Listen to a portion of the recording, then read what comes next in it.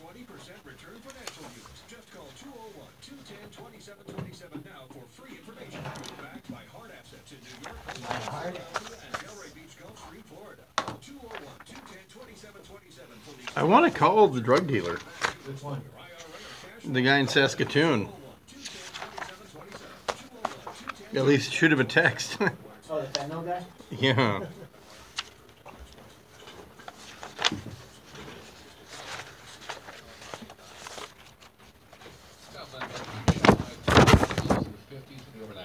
And tomorrow, mostly on the dry side, partly cloudy. Your computer's on soon. Or 70s in some spots. And it looks like it's going to be a pattern of rain through all week long into next week. It's possible starting Tuesday morning. And a 40% chance of rain in the afternoon on Tuesday. Highs 50s and 60s. 40 to 50% chance of rain Wednesday and Thursday. And then rain likely Thursday night into Friday and Saturday. It's rain for about 70% at this point. Daytime highs, most of it, 64 in Fullerton, 63 in Orange, 62 in Glendale, 61 degrees in Palmdale. We leave local live from the KFI 24-hour newsroom. I'm Michael Chappelle. He. Thank you. Super Hyper Local Sunday with Brian Suits. Well, we start with breaking news from Hollywood. People stabbed. It looks like we're coming to a stop out here. The door is open. This guy is getting out of the vehicle.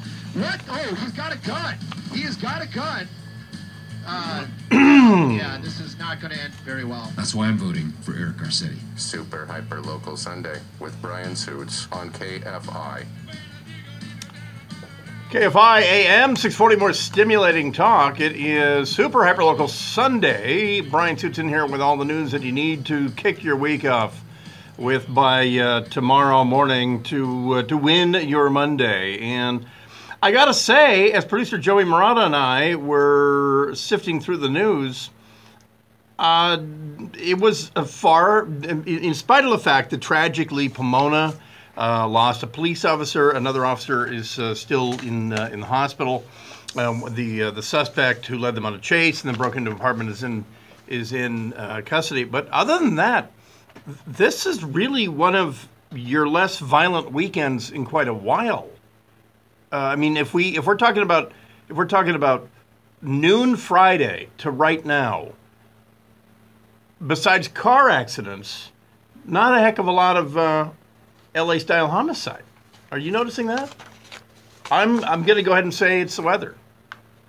I'm going to say it is the rain that started coming in late Friday night and continues, I guess, through tonight, right?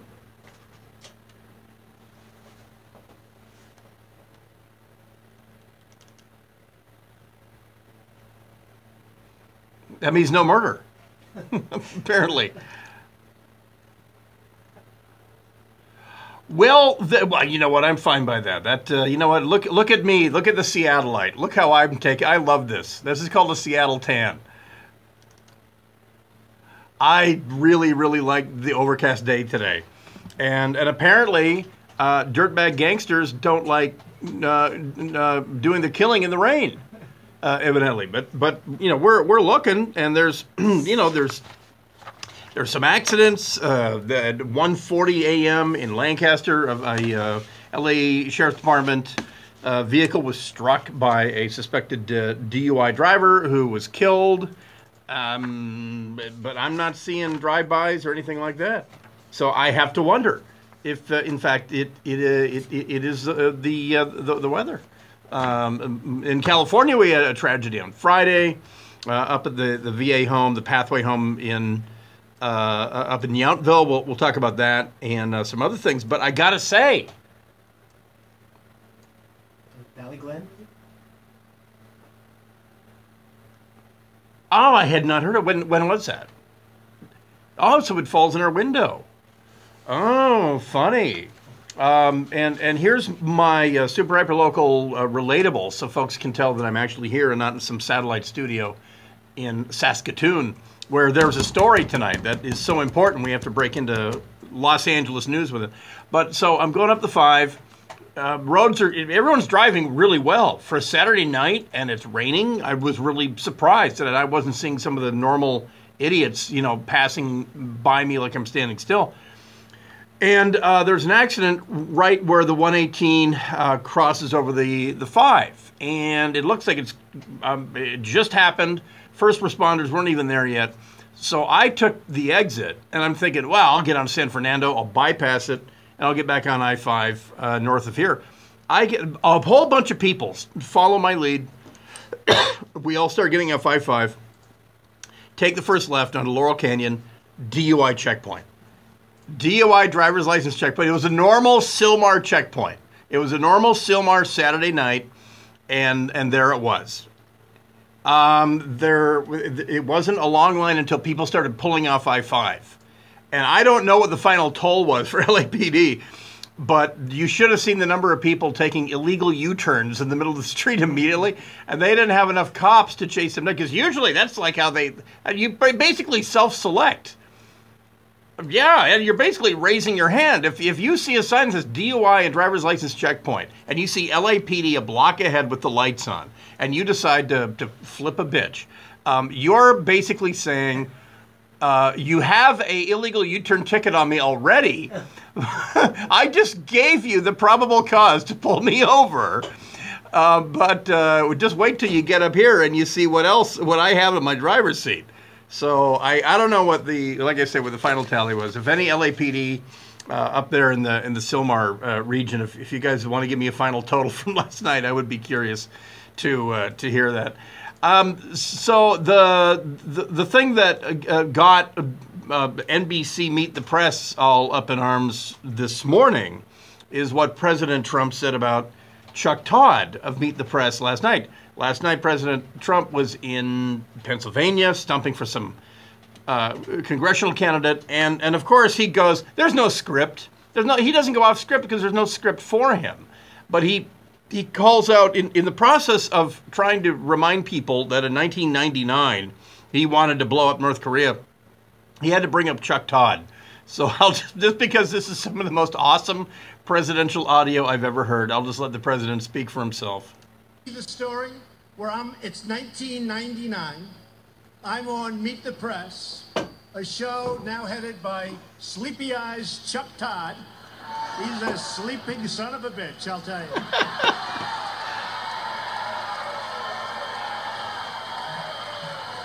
And they showed it this morning.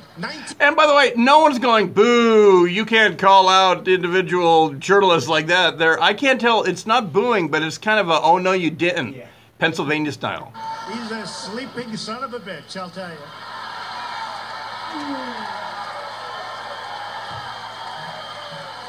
And they showed it this morning, 1999, and I'm talking about North Korea. You got to take them out now. There you go, Chuck Todd. He's a sleeping son of a bitch. That got Chuck Todd into a tizzy about it, so you'll hear about that.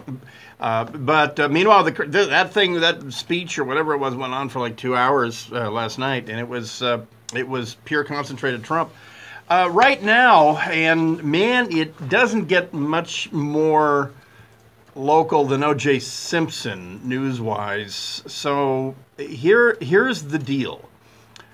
A media company has the video of a 2006 interview with O.J. Simpson, where it is sort of like the book that training engineer Brian read. I didn't do it, but if I, what was it called? I didn't do it, but if I did, here's how I would have. What was it called? If I didn't do it, but if I did, something like that. And so anyway, this is the TV right now on Fox, nationally on Fox. It's already been on the East Coast. The video of him apparently describing the murder of Nicole and Ron Goldman is on. And the hashtag did OJ confess is on Twitter, but I'm recording it. I'm not quite sure what revelations we're going to hear. If towards the end of this thing goes till 10 p.m., I'll give you a concentrated version. But he's talking backstory about their marriage, which is documented at this point. Numerous domestic violence calls were made to Nicole Brown Simpson's residence when they lived together on Bundy. numerous domestic violence calls were made. Normally, I'm not sure in about 1991, 2, 3, 4, 5. Today, if a DV call, if a 911 domestic violence call is made, when cops arrive at that address, somebody leaves in handcuffs. I'm not sure if that was California law back when he was married to Nicole, but the bottom line, and that's often lost on a lot of people who think that Mark Furman framed him or whatever, is that LAPD gave him a pass. Not once did OJ leave there in handcuffs, and not once did Nicole leave in handcuffs. You or I, you get that call, they come to your house, one of you is leaving in handcuffs. So OJ got this pass from LAPD, from starstruck LAPD. Or something that's often lost in the discussion. But so he's going to talk about, I guess, the lead up in the marriage, the separation, the whole thing, and evidently he shot this video and he was out of legal jeopardy. He had been found not guilty of the homicide of Nicole Brown Simpson and Ron Goldman. So I guess there's no double jeopardy. But anyway, this thing is on tonight. It's fairly trashy, but Soledad O'Brien is putting her name on it. So I 10 years ago. Yeah. I do not know, but we'll see if it still holds the fascination of the American people. I know here in L.A., people are doing collective eye rolls. KFI listeners are, but it's because the guy was found not guilty of something that it seemed fairly obvious that he had done, and now to the point where he is doing. They're replaying this thing from over 10 years ago, where evidently he describes, including I saw a promo. I don't remember grabbing the knife, but I grabbed the knife and things like that. Yeah, because he's so innocent. All right, when we come back, a drug crisis in Saskatoon, Canada, that is so acute that police are releasing the phone number of the drug dealer who has the bad booger sugar, the bad coke. Then more coming up, and that's not exactly local, but it's the West Coast of a different country. KFI AM 640, more stimulating talk. Super hyper local Sunday. Brian Suits back right after this. Michael Chapay with the news. President Trump set to visit Southern California. He's going to have it on Tuesday. That trip to include an inspection. I don't get this part. The hen party. He's also going to attend a fundraiser in Beverly Hills. It is to be the president's first LA visit since he took office. Family member says the Army veteran that shot and killed 3 women and then himself at a veterans facility in Yountville became fixated on petty grievances after it. She was too attentive of a mother, Suits. Yeah, that's what it is. Is that Christopher Darden? She was too, I don't know. She was too attentive. She was too good of a mother, Suits. Did OJ say that? She said she was too attentive when the kids were first born. Not responsive to his needs? Yeah. Is that what? Why? Why did you know at that moment? Because he terrorized her. He sent her a very clear message. He was giving her a preview. I'm watching this OJ thing. The rest of her life, or perhaps even the end of it. It was never going to be easy marrying one of the most famous and sought-after men in America. Nicole wanted OJ to regard her as an equal. By New Year's Eve, 1989, they had been married for 4 years. Oh, well. Yeah, I'm filling in for Gary and Shannon Monday through Wednesday, at least. Handel's back is, pardon me, took a turn for the worse, and so bottom line, he will not be here on Monday. So it'll be Gary and Shannon Monday through Wednesday, then me for Gary and Shannon.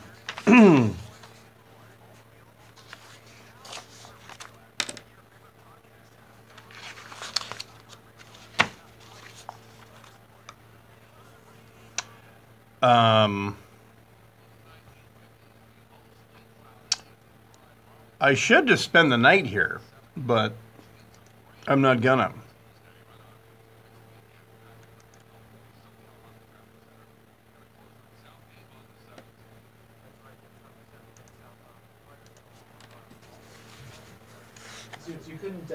You You couldn't hear Brian talking, right? No. Okay.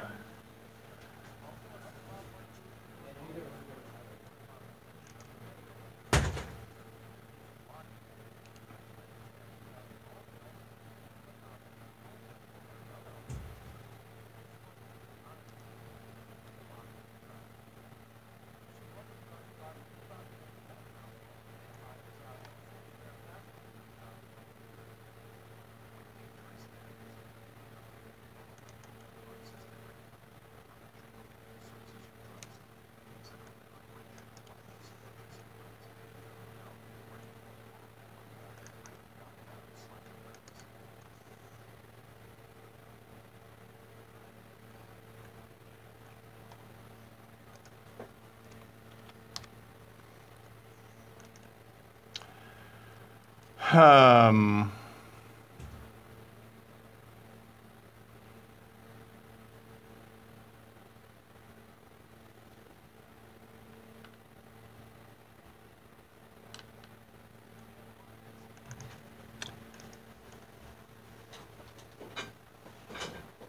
is that thing, does this printer have a...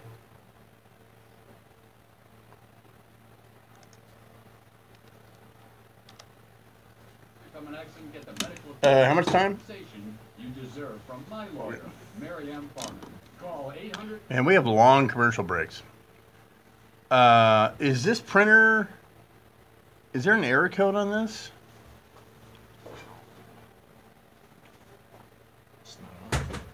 Oh, it's just flat out not on? I think it is along the edge. Did you hear the tap? Did you hear the tap in your headphones? I did hear the tapping. Okay, so what I think happened, I didn't notice what he did, but I didn't think the mic, he was talking to, and I don't think the mic was potted high enough up. Oh, okay. I think it was potted a little low. Yeah. So. Yeah, definitely that angle thing. Are you guys watching that? Are you watching that? Yeah, he said his mother was too attentive to his children. You mean Nicole? Yeah, Nicole. Oh, okay. Yeah, I meant Nicole, the mother of his children. Yeah. Too attentive to the children. This woman looks terrified with doing the interview. Soul Dad? No, this one. Yeah, this old tape from 2006. She looks terrified.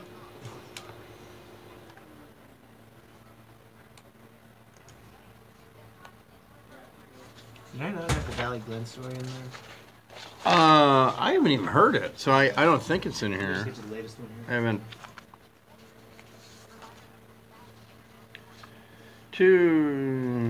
Oh yeah, that's the deal.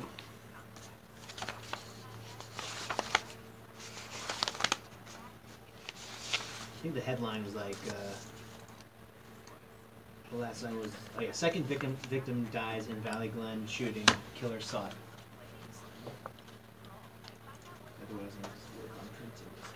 Yeah, I hadn't even heard that. Valley, there was like a double killing. It's always at that same bar, right off the 170, and it's always Armenians. Which bar? I forget what it's called, but it's... Up by Victory or something? Further. I don't think it's... Oh, 170. Oh, by the park? Yeah, on the west side of 170, where Valley... That's Valley Glen, right? Valley Glen's like where Valley College is.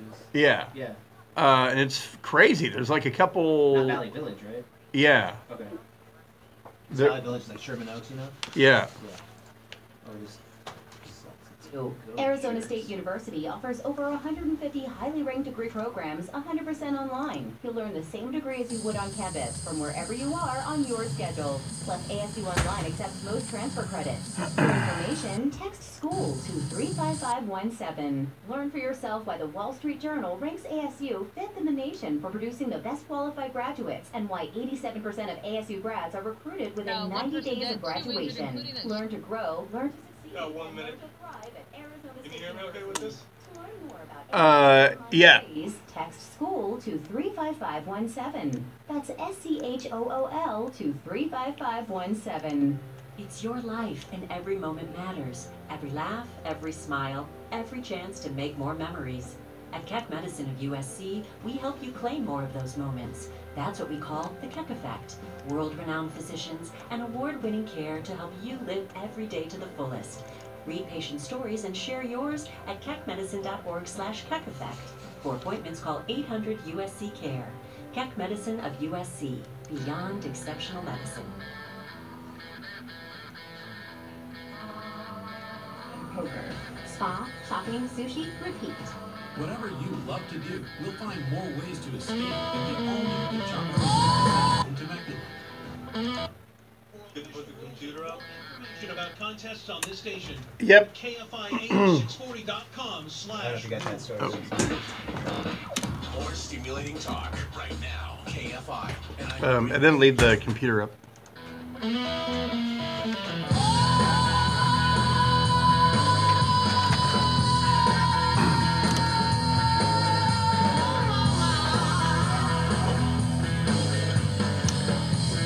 KFI AM 640, more stimulating talk. My voice cracked right there. Brian sits here for Super Hyperlocal Sunday for the 11th of March, 2018. And did it not rain in Valley Glen? Or what's going on there? A second victim now dead in the Valley Glen shooting. Killer is sought. The second victim has died following a shooting in Valley Glen that killed one other man over the weekend. Two Armenian men, one in his 50s and the other in his 40s, were shot after a suspect. By the way, I'm live streaming at unsheepyourself.com, so you can see the face I just made. And the other in his 40s were shot after a suspect walked up to a wrought iron gate and opened fire through it. The shooting happened at the 6700 block of Greenbush Avenue Saturday night. Police are on the hunt for a suspect. There's no word on what led up to the shooting, but investigators say it does not appear to be gang-related. No, it's not. Is what the thing there is. No, not a bit. So don't besmirch the that. So and then again, did anyone see anything? Oh, there we go. This is why. Here's evidence that it may not actually have been gang-related. A detailed description of the shooter was not released, only that it was a male in a gray or black hooded sweatshirt and khaki pants. In late October, in the same area, a 73-year-old man was murdered in his front yard. So there we go. And it did, we do have confirmation, it did actually rain in Valley Glen. So my contention that the rain somehow mitigated violence throughout the Southland may be in danger of being shot down. Last night, 1:40 a.m., out in the AV, out in the Antelope Valley. It was L.A. County, the victim of a DUI T-bone. That driver deceased as of this time. Oh, my KTLA story isn't playing. Now it's playing. No, it's not playing. Well, KTLA was out there. A suspect was killed after crashing into a female. By the way, why is that part of the story? Crashing into a female L.A. County Sheriff's Department deputy's SUV in Lancaster. The head-on crash occurred around 1:40 a.m. near the intersection of 15th Street West and Avenue F. According to a department tweet, the deputy and a passenger in the suspect vehicle were injured. According to CHP, the suspect driver was apparently traveling on the wrong side of the road as he or she was attempting to flee the CHP. CHP Officer Gil Hernandez told KTLA, Channel 5, that two officers noticed two suspicious vehicles on the 14 that may have been involved in a crash and went to investigate. The driver of one of those vehicles then apparently drove from the scene, veered to the left side of the road, crashed into the deputy's vehicle that was heading west. Suspect was pronounced dead at the scene, and you know what it takes for that to happen. So the deputy was pinned in the vehicle and was rescued by LA County Fire Department with the jaws of life. So luckily that deputy injured, but otherwise good. The sheriff actually went to visit. Sheriff McDonald stopped by the hospital to visit the deputy. He's had a busy weekend, and to have him check on her means so much. Oh, well. Well, you're just so lucky. Wow, how fortunate that he came and saw one of his... how about this? How about the fact that it should be practically a requirement for a sheriff to visit a deputy injured in the line of duty? Gosh, he had to go all the way up to 14? Yeah, I mean, and the deputy. By the way, the deputy not at fault. Not at fault. The dead person is the one who head-oned the deputy. But anyway,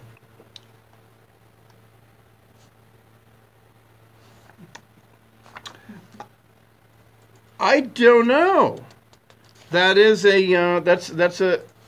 it's a good get, and also I infer from that when you name that, because there is an Armenian mob, and they're very good because they learned their craft in the old Soviet Union. They're very, very, very, very, very good, and in fact, violence is really rare. They're that good, so it was just sort of odd that they had to mention that. The terror at the Glendale Galleria. We'll talk about that when we come back. And somebody in Saskatchewan is distributing cocaine so deadly that the police have done something I have never, ever seen in North America. They released the drug dealer's cell phone number to have his customers text him and ask if they got a load. They got some bad booger sugar from the guy. All right, we'll take a break. When we come back, we'll sort out what happened. Very confusing scene at the Glendale Galleria when we come back. It is super hyper local Sunday. Brian Suits in here until 10 p.m. KFI AM 640, more stimulating talk. Michael Chappé with the news.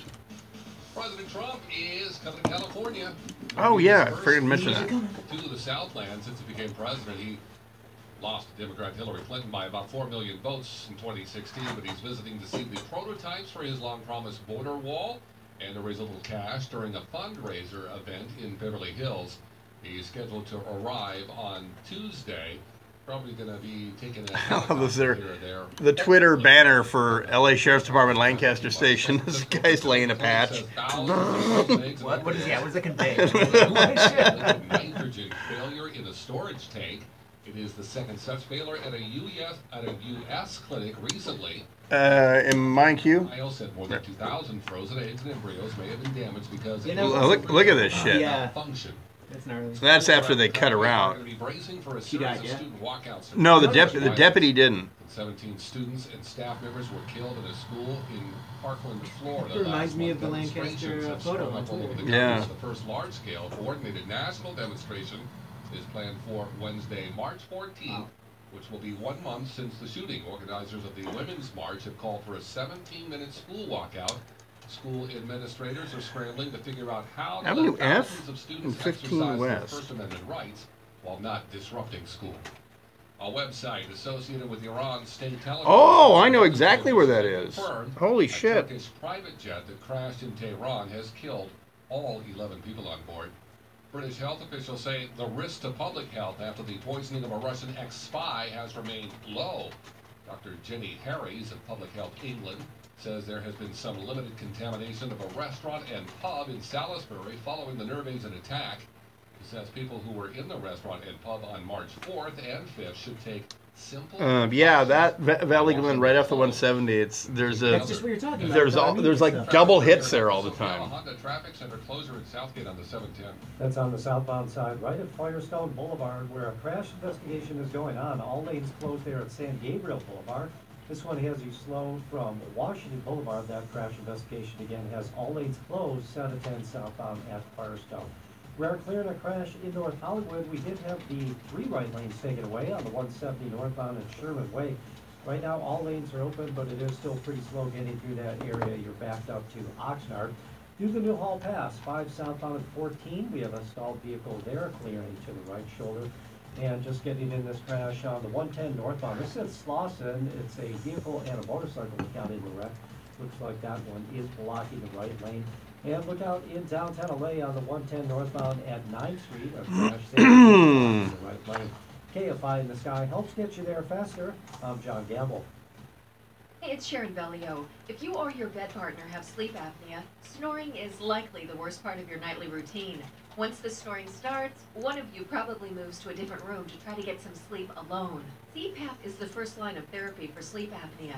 But if you can't get relief from CPAP, now there's a silent, mask-free option, keeping couples together in the same Sheriff's room. investigators are It's working called to determine Inspire. exactly what Inspire happened is a before small and after the device that shooting works that inside claimed your the body life through natural of a breathing young process. Pomona police It officer. delivers mild stimulation throughout the Now, night this to is keep your an airway active open, giving you and your bed partner the restful sleep you need together. Inspire is FDA approved to treat obstructive sleep apnea and offered at over 150 leading medical centers across the country. Join the growing number of people treating their sleep apnea with Inspire. Visit inspiresleep.com to learn more, review important safety information, and to find a doctor in Southern California who can help determine if Inspire is right for you. I can tell you that right now this is an active crime scene.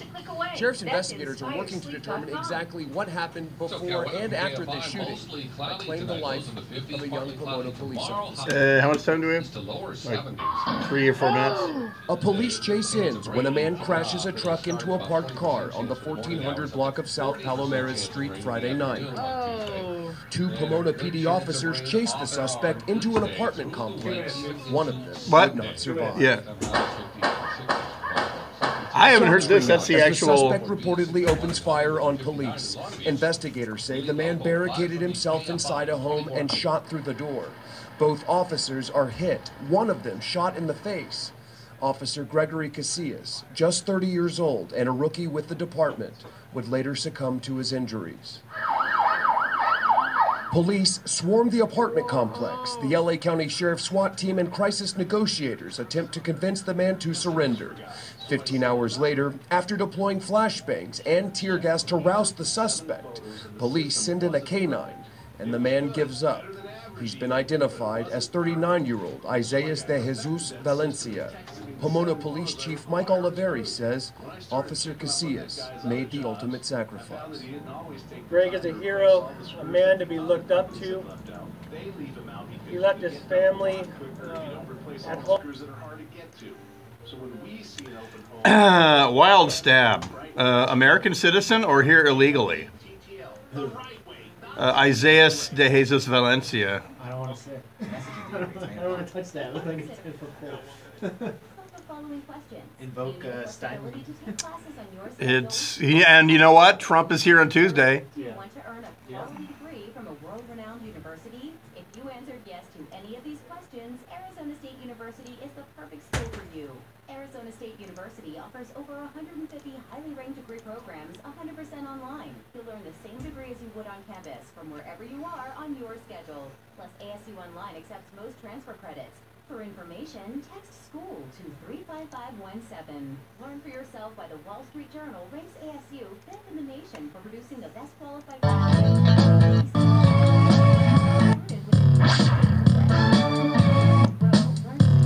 and learn to thrive at Arizona State University. To learn more about ASU Online degrees, text SCHOOL to 35517.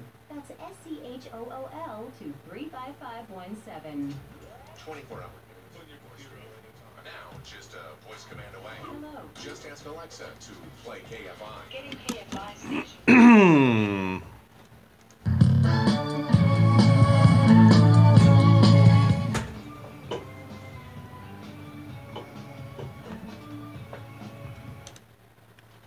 KFI AM 640, more stimulating talk at a super hyper-local Sunday. Brian Suits in here until 10 p.m. Well, there is one story that just might be dominating the news tomorrow, Tuesday, and Wednesday. President Trump is coming to L.A. on Tuesday. There will be a one of those $35,000 plate dinners. Not going to be a rally or anything like that. But the story that might just become nuclear by Tuesday is the story of the Pomona police officer who lost his life on Friday after a vehicle pursuit turned into a foot pursuit, turned into a standoff. The guy in Pomona hit a parked car, bailed, ran into an apartment complex, and just less than a minute later, the shots were fired. On-scene TV was there, or they got the cell phone footage from people in the neighborhood that were there. So we'll play that for you here in just a second. But we're still waiting to see the suspect, the guy in custody after a 15-hour standoff, is Isaias de Jesus Valencia, a 39-year-old man. The 5 fast facts that we need to know: he's accused of fatally shooting the officer. We know that. Whereas number 2, he was barricaded inside of an apartment building overnight for 15 hours. We know that. A neighbor said he served in the military and was in extreme need of mental health care.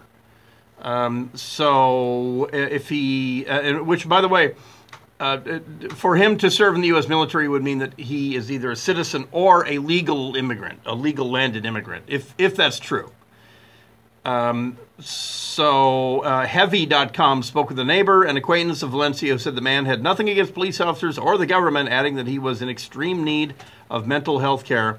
He was a generous father and family man. So that fact there, and then they're purporting a picture from his Facebook page of him evidently in the Army at one point, or something. But the status of the guy probably, if this is true, shouldn't be an issue. But Trump is going to be here on Tuesday, and Pomona just lost a police officer. So this is from Channel 5 KTLA. They used some footage from OnSceneTV.com. Who are those guys who run around, to every car accident or standoff or whatever? And this is their story. You'll hear the crash. There's video of the crash when the guy, the vehicle pursuit ends in a crash and he bails out, and then the gunshots, the exchange of fire in which the Pomona officer was killed.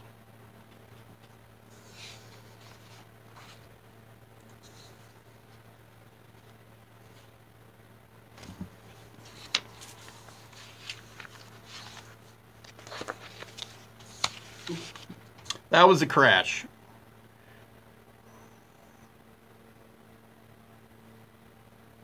Now the officers are chasing the guy into the complex.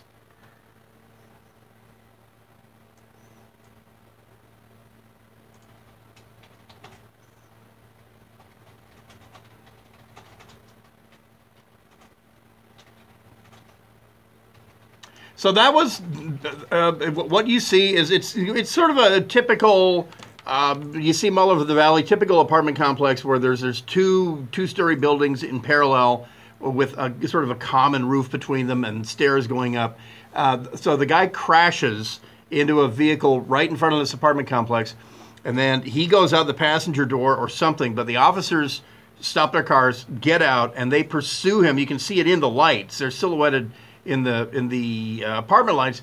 They chase him into the apartment, and apparently, just like that, he goes into an apartment and starts shooting back out. And so that's what was captured on tape. Right here.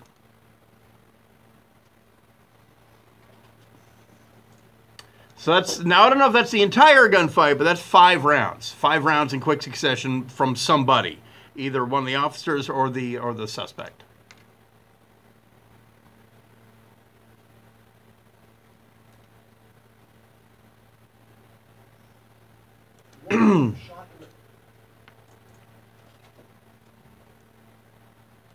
Department would later succumb to his injuries. Police swarmed the apartment complex. The LA County Sheriff's SWAT team and crisis negotiators attempt to convince the man to surrender. 15 hours later, after deploying flashbangs and tear gas to rouse the suspect, police send in a canine, and the man gives up.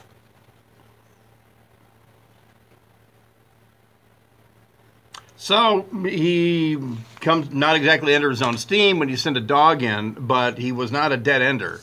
And I don't know if he was in there monitoring TV or radio, or if he had known that the officer was dead or whatever. But he was taken into custody, stripped down to his underwear, searched, and then processed. And then now we're finding out the guy's name.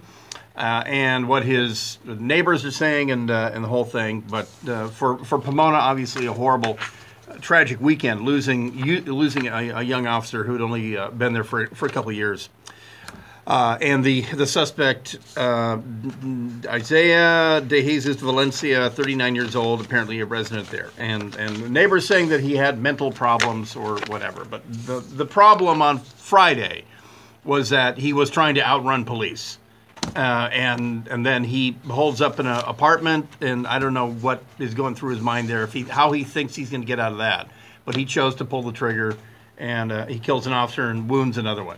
So there is that. The Glendale disarray was a foiled robbery. The Glendale Galleria, there's 2 attempted robbery suspects outstanding. One was arrested after the security officer fired shots. The shots, of course, created a legendary panic in the Glendale Galleria. The shots fired by a security guard working to stop an attempted robbery at the Glendale Galleria afternoon sent mall patrons running for cover. No one was hurt in the incident, which unfolded, this is around 2:45 p.m., at Bindi Jewelers in the Galleria, when three men went into the luxury store, and began smashing display cases with small sledgehammers. And these are very popular robberies, the smash and grabs. Sergeant Dan Suttles with Glendale Police Department is the spokesperson on this. He says an armed security guard who works in the store fired up to 3 rounds while attempting to impede the would-be robbers, Suttles said. The security officer was able to hold one of the men until Glendale police, who have a substation within the mall, were able to respond, but the other 2 suspects are still outstanding, according to the sergeant. Now, this may come as a surprise to some of you, but if this security officer cannot articulate a threat to his life or anyone else's life in the store, he's probably going to be facing charges, because I don't know where this security guard is from, but in America, you don't break up smash and grabs with warning shots. So he basically fired 3 rounds to scare the robbers. Did it work? Well, evidently, but you can't do that. Not in LA County. Maybe in Kern County, maybe in Bakersfield you could do that. Maybe. That's what he needs to say.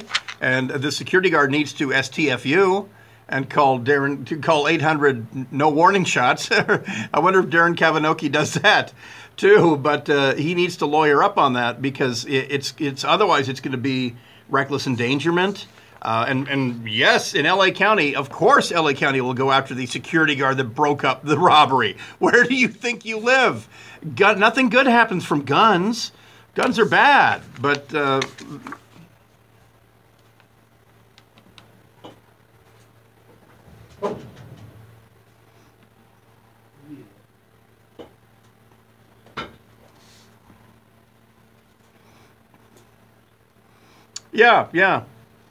Yeah, no, it's like I always say, violence never solved anything except for all the evil stuff that it solved. So this guy, but this guy, you know, it was reckless. In the Old West, you know, he would have been drinking for free in the saloon. But in Glendale in 2018, last Friday, I do not know. But I have a weird feeling that either he's not going to work for that security company anymore, or that the Glendale city attorney is going to have a little discussion with this gentleman and see about this. But though I would, nobody was hurt. The panic, you could argue, the panic started when these guys are smashing glass with sledgehammers. Though evidently witnesses say no, the panic actually happened when the gunshots happened. So there's that. There's a lot of debate about what came first. We'll be back right after this Super Hyper Local Sunday. If you were there, by the way, if you were there, you can tweet me or give us a call, 800-520-1KFI. But if you were there at 2 o'clock on a Friday, why weren't you at your job? It is Super Hyper Local Sunday. Brian Suits in here till 10 p.m. Sports next hour with Kevin Figures. That and more coming up. KFI AM 640, more stimulating talk. Michael Chappé with the news. One guy stabbed another guy to death at a Domino's on Hospital Boulevard. Both the attacker and the man apparently worked. Shit, that's some awesome audio. That was gnarly, man. I didn't see that on That was any TV. Yeah, where'd you get that? From the KTLA story. The Boston area is expected to get up to a foot of snow. Southern Maine could see almost 18 inches by Wednesday. At least 2 people have been killed in the crash of a helicopter in the East River off Manhattan. 3 other people are said to be in critical condition. Authorities said there were 6 people on board when that copter went down at about 7:50. Oh, here's the guy's Facebook page. Oh, check out the forecast from the freeway. The dead guy? No, the cop. Why won't a plumber just tell me what it costs to unclog my drain over the phone? Is it that complicated? No, it's not. It makes no sense at all. They obviously. Well, no, he was in junior ROTC. It was not in the military. Oh, really? Okay. Will you tell So. me stop my drain? $99. But you haven't seen it. Don't need to. Doesn't matter. That's all ROTC? Yeah. Inline sewer stoppage. It's high school ROTC. So is that him? Almost. Yeah. And Lagari, bro. You can read all about them on our website before you call. Just go to the Smell Good Plumber. Whacking a hammer. You might be armed. You're going to be that brave. That's what I would say. I would say he turned to me and I felt a threat to my life. Unclogged drains for $99. Call us 1-800-446-MIKE. Contractor license number 399170. Mostly cloudy, lows in the 50s tonight. Then tomorrow, partly cloudy. We're going to dry out for a bit. High 60s and 70s. It won't last long. We're looking for a chance of rain to start on Tuesday. It'll last. Have you ever heard? Where's Gary High School? Garey. Do you know it? Southgate, 710. That's on the southbound side at Firestone Boulevard. Right now, a crash investigation going on right now. 321 West Lexington. Oh, in Pomona? Yeah. Back up all the way to Washington Boulevard. Definitely the 5 or the 110 freeway is better back there. Also, through the downtown LA area, we have a crash on the 110 north on 9th Street. That's blocking the right lane. And still of an overturned vehicle right now in Palmdale, 14 northbound after Palmdale Boulevard. That is blocking the carpool lane. He was a young man who had a disconnect following his return from the military, and there was a lack of services being offered in Pomona in particular. 85 million adults in America have high blood pressure and are at risk for stroke or heart attack. Get back on your treatment plan. Visit loweryourhbp.org. Brought to you by the Ad Council and its High Blood Pressure Awareness Partners. Message and data rates may apply. If you're considering going back to school, ask yourself the following questions. Do you need the flexibility to take classes on your schedule? Do you have college credits you need transferred? Do you want to earn a quality degree from a world-renowned university? If you answered yes to any of these questions, Arizona State University is the perfect school for you. Arizona State University offers over 150 This guy's an illegal. programs 100% online. You'll learn the same degree as you would on Who's campus that? from wherever This guy's an you are illegal. on your Oh, yeah. schedule. ASU Online accepts most transfer credits. For information, Wow, it's a tip off. school to 355. Not a word of English on his Facebook page. Wall Street Journal ranks ASU fifth in the nation for producing the best qualified graduates. I mean, not one comment ASU grads are from anyone. 90 days Here's a of real account. Can you see how many graduation. friends? Learn to grow, learn to succeed, and learn to thrive at Arizona State University. 134? To learn more about ASU online degrees, Yeah. school to 35517.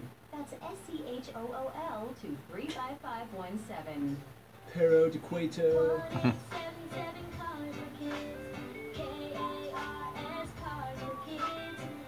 A chingado hizo.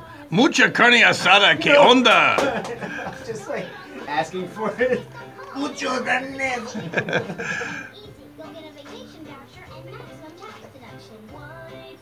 ¿Y cervezas?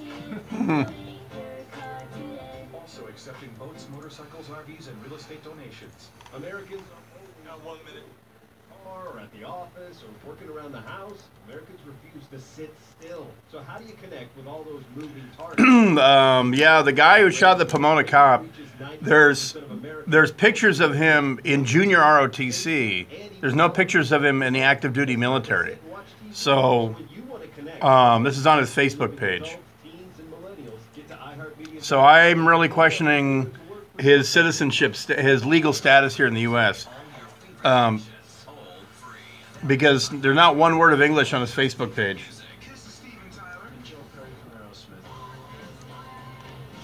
I need to keep in mind that you're streaming on there before I start doing cool accents and stuff. Oh. 3, 2, 1. Skip.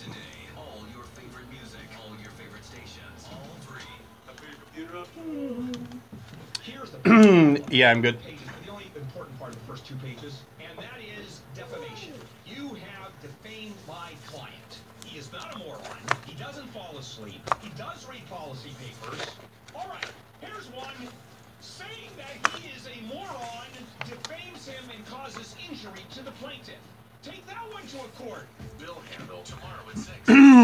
Wake up call at 5 on KFI AM 640. More stimulating talk.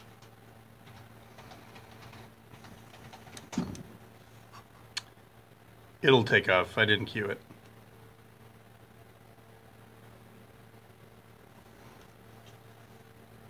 No, it should be playing Elvis. Oh, was that me? Was that just a long Just a long intro. video? Oh, stupid Elvis. Yeah, get with it, dude. How about queuing up your songs a little better on YouTube there, Elvis? No wonder he didn't make it. KFI AM 640, more stimulating talk. It is Super Hyperlocal Sunday. Brian Suits in here until 10 p.m. So just a quick review. Isaiah De Jesus Valencia went to Gary High School in Pomona. He's 36, the accused killer of the Pomona police officer who was killed Friday night. And according to neighbors, he served in the military, but on his Facebook page, he doesn't have there's not one picture of him in the active duty military. The photos of him on Facebook are him in Gary High School Junior ROTC, which you can join in because they don't ask you your immigration status when you join JROTC. So all we know is that he was in Gary High School Junior ROTC. That's not proof of citizenship, nor is it disproof of here illegally. I'm just telling you, heads up, because Pomona lost a police officer Friday night to somebody who, in all of his 134 friends on Facebook, not one person is posting in English. That's circumstantial. I'll grant you that. But by Tuesday, that could explode. If Trump lands in Los Angeles and somebody in Pomona PD, or in LA County or wherever he was booked into LA County, if somebody breaks his citizenship status or country of origin, then that will be a big national story by Tuesday. If you want to be that person, you can email me at darksecretplace@protonmail.com, darksecretplace@protonmail.com. Do not use a LA County or Pomona PD, any official issued laptop, mobile device or anything. Use your own account from your home. But that's darksecretplace at protonmail.com. Darksecretplace at protonmail.com. So I'm just curious if maybe we could see that booking sheet, which I should point out is a public document. So I can go down tomorrow and I can request it too. So there's that. Well, we don't often read police advisories from outside of California or even outside the U.S., but this one from the Saskatoon Police Service from lovely Saskatoon, Saskatchewan, north of Red Deer and Vermilion, it caught our attention because I've never ever seen anything like this in all my news career. Saskatoon Major Crime Section, along with Saskatoon Integrated Drug Enforcement Street Team, or SIDEST, have been working diligently to solve numerous overdose drug situations. Then we get some particulars here. March 10th, 7:30 a.m., 2 men, ages 21, suffering from effects of apparent drug overdose. 9:45, 2 other men, 27 and 31, also have OD'd. 10:30 a.m., 2 women, 25 and 48, were located ODing. So there's an outbreak of ODs happening there in Saskatoon yesterday and today. And so it prompts them to release this information. Quote, Saskatoon Police Service is appealing to members of the public. If you have purchased cocaine from a dealer who goes by the name Lil Joe or Joe Bro, or have made contact with the dealer with the cellular number 306-881-7300, that the dosage of cocaine you have purchased might be laced with fentanyl and has the possibility of being a lethal dose, close quote. Michael Chappé, have you ever heard of that? Of the actual number of the dealer in the memo?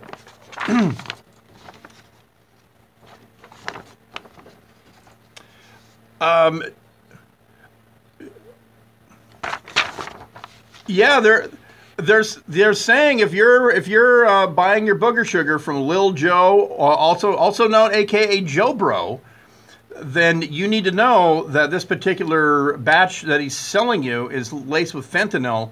And if you don't even know his name, if you just know him by his cell number, then you might want to give him a heads up.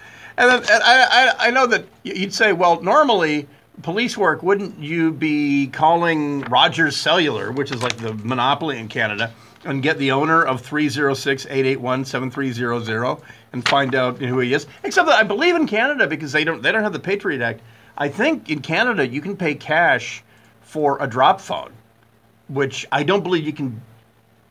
Can you or can you not? Can you walk into a 7-Eleven and walk out with a phone with a SIM card?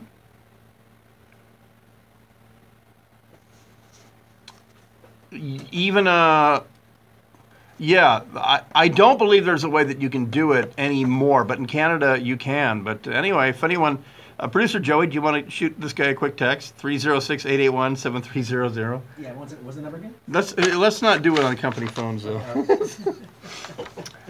Yeah, that would be. Hey, Engineer Josh, can I borrow your cell phone for a second? Was he listening? Oh crap, he was listening. All right. Well, so anyway, that's what's going on in Saskatoon. People are dropping, like they've honked a bunch of fentanyl up their snot locker, and the Saskatoon police are going right to the source, and that would be. So you listen to me. If you're streaming the if you're listening to the 50,000 watt power blowtorch that is KFI, Lil Joe or Joe Bro, you turn yourself in, you scalawag. But so there, you can get. By the way, you can get KFI north of Seattle. You can get it in Vancouver, BC, on certain nights, on clear nights. It booms on the AM 640. It booms. There's nothing else on 640 AM, and KFI booms into Canada, where Lil Joe is doing his nefarious work.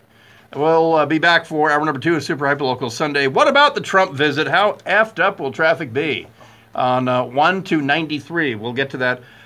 And LeBron playing the Lakers. Will LeBron be a permanent resident in Los Angeles in the next few years? We'll talk with Kevin Figures about that and the NCAA brackets in the next hour of Super Hyperlocal Sunday. Brian Suits in here until 10 p.m. at KFI. AM 640, more stimulating talk. People think Southern California is all avocado toast and bumping into celebrities. We know it's a mortgage, a car payment, and your family. KFI, the sound of real Southern California.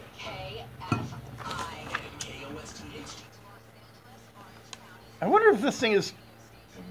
I haven't seen any commercials on this. What's going on? And she said, "This is my house. Get the F out of here." Yes, and which I didn't like because This actual interview is from back then? It is from 2006. Things that happened. I don't think it looks that young. To this, that were very, very irritating. You know, and then Charlie had followed this guy and wanted to make sure there was no problem. And he brought the knife. As things got heated, I just remember Nicole fell and hurt herself. And this guy kind of got into a karate thing. And I said, "Well, you think you can kick my ass?" And then I grabbed the knife. I do remember that, of course, taking the knife from Charlie. And to be honest, after that, I don't remember. Except I'm standing there and there's all kind of stuff around and What kind of stuff? blood and stuff around. I hate to say this, but this is like, I'm sorry. I know we got to back up again. You're laughing about the murder? Okay. Is that... This is hard, I know. You wrote in the book, "I had never seen so much blood in my life."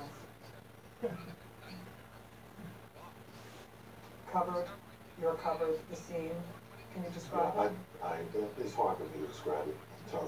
I don't think any two people could be Could have that much blood. murdered the way they were without everybody being covered in blood. Of course, I think we've all seen the grizzly It was pictures weird. happen. So yeah, I think everybody's covered in blood. You're covered, the scene. Can you describe it? It's hard for me. And what I gets don't you think any reminded two is I'm people not- could be. I don't know. It's like what happened? Murdered the way they were without everybody being covered in blood. You write Of course, I about think we've all seen removing the the grizzly glove pictures. before taking the knife from Charlie. Previous to this, her best friend Corey had come to my house in tears, begged. Memory of doing that, but obviously I must go because they found the glove there. And blacking out. Have you ever blacked out before? Not to my knowledge. No. Of course, if something like this would take place in anybody's life, if it were to happen, I would need to do something to get Nicole away from the people she was hanging around. Somehow the prosecution didn't want that in the case, right? I don't know. No, a burner phone is one that you walk into a 7-Eleven, you pay cash, you use it to make a ransom call, then you drop it, in the garbage. It's hard for you to even breathe. I've been watching you as you watch this.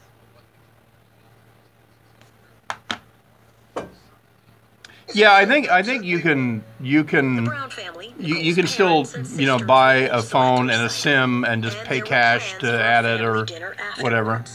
At Mezzaluna, that local Italian restaurant. They recall OJ asking to come along, but Nicole said no. What kind of frame of mind are you in when you read the recital? I am tired. Irritable? I don't want to sleep. I'm irritable. When you get tired, you get irritable. And you write about chipping golf balls into the neighbor's yard? You write, usually when I pick up golf balls, the world disappears, but this time I couldn't get her out of my head. Yeah, I'm thinking about my kids and what Dr. Fishman...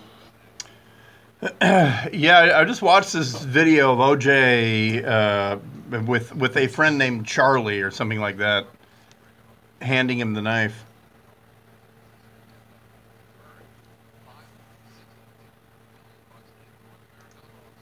So I'll be back right after this. $1 billion coming in second this time around. A Wrinkle in Time, followed by the new horror flick, Strangers Pray at Night, Red Sparrow, and then Game Night. Traffic from your helpful SoCal Honda Traffic Center crashing downtown LA on the 110. That's on the northbound side, right at the 10 freeway, where we have a two-car crash working here. It's in the center divider, but right now the backup is to Vernon. We do have that closure still working in Southgate on the 710 southbound at Firestone. They have a crash investigation going on right now, and only the right lane is open. As you can imagine, it's stopped traffic from Washington Boulevard. Also a problem coming out of the Palm Springs area. If you're traveling on the 10 westbound after Tipton, the two left lanes shut down, blocked due to a big rig on its side. Right now you're backed up to Highway 62. North Hollywood 170 northbound at Sherman Way. We have a crash clearing there. And seeing some slow traffic right now on the Hollywood freeway. On the 101 southbound, you're going to be stop and go from Vermont all the way down to the 4 level. KFI in the Sky helps get you there faster. I'm John Gamble. Looking wet this week. You got your forecast now. Yeah, it's what's it called? It's called Cowboy Funk. Get a better price and It was good. Yeah, You know, it's like, geez, I got it from Ronnie at Petros and Money. It was probably this. Let's hear it. It starts like that, but then you'll hear it. Yeah, this is it. Yeah. What is this? Scott, it's called Cow Punk. Okay, 1 minute. This is the part you probably heard right here. No, it was the part before it. Yeah. Yeah, I really liked it. Yeah, but Scott Goddard. It's nice and Yeah, it's cool. Yeah, it's got a long, like 45-second ramp too. which is perfect for you. Yeah. All right. Thank you, Brian.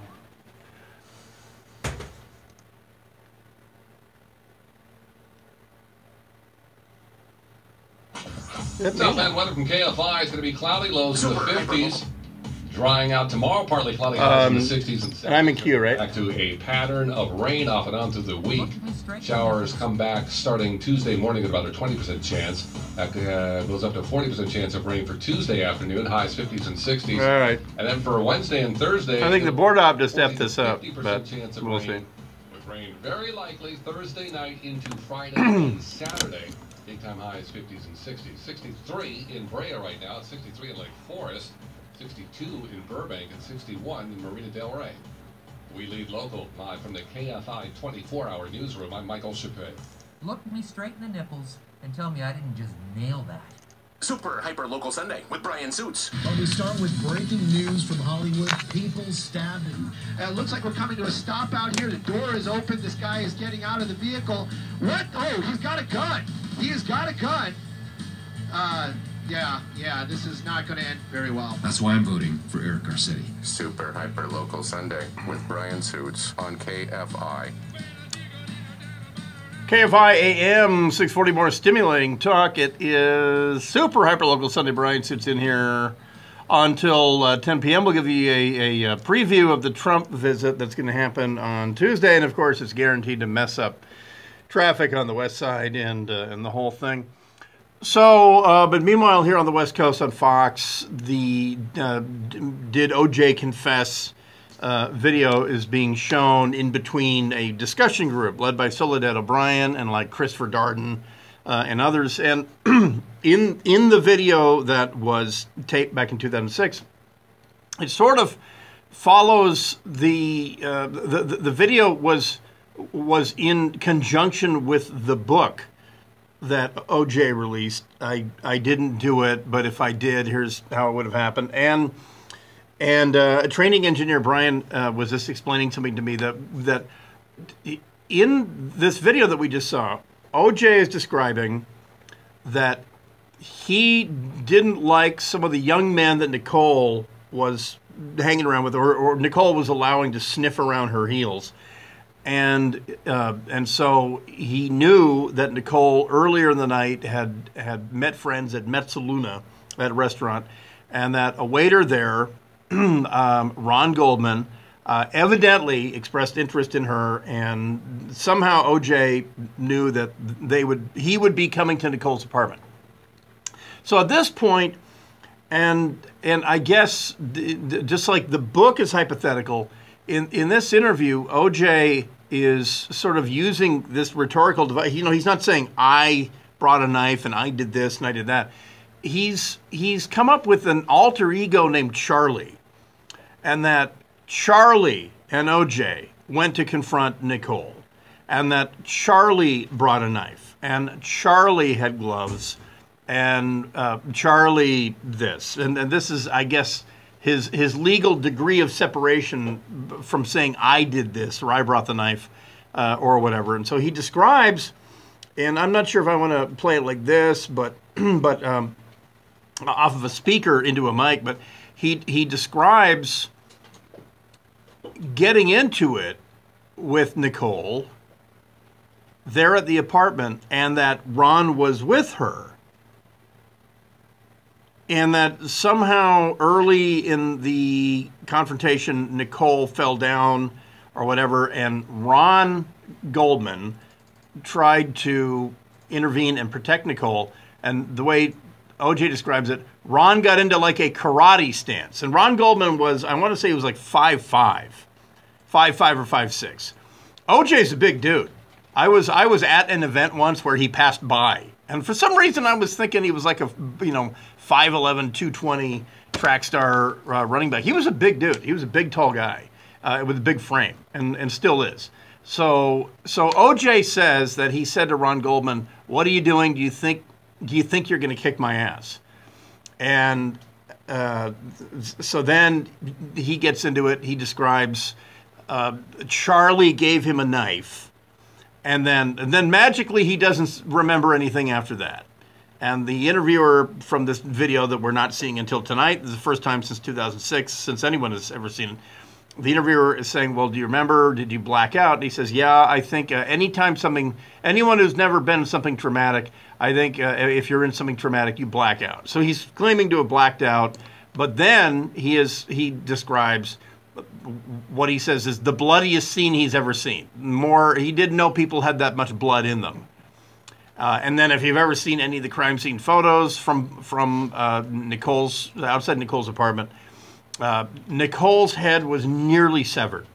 LA County coroner, the autopsy of Nicole Brown Simpson describes a very, very violent use of a knife against a human's neck, and that OJ nearly severed her head, cutting through the viscera, the arteries, everything, right down to the vertebra, and even making inroads in the vertebra. That her head was hanging on by threads and some cartilage, and it was bloody. There were pools of blood.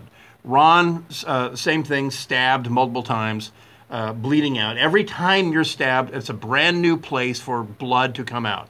Every time you're shot, even though it's not hitting vital organs, you become a sponge.